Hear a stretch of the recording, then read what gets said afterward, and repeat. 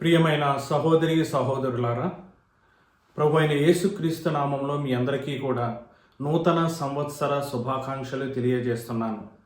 గడిచినటువంటి సంవత్సరం అంతా కూడా మన ప్రభు అయినటువంటి యేసుక్రీస్తు మనల్ని తన యొక్క చల్లని రెక్కల చాటున కాపాడి భద్రపరిచి మన యొక్క జీవితంలో ఒక నూతన సంవత్సరం అనే దయా కిరీటాన్ని ఆయన మనకు కలిగజేసి ఉన్నాడు. గతించినటువంటి సంవత్సరంలో మనం చూసినట్లయితే మనకి అనేక మంది ప్రియులైనటువంటి వారు, స్నేహితులు, బంధువులు అనేక మంది గతించిపోవడం మనం చూసాం.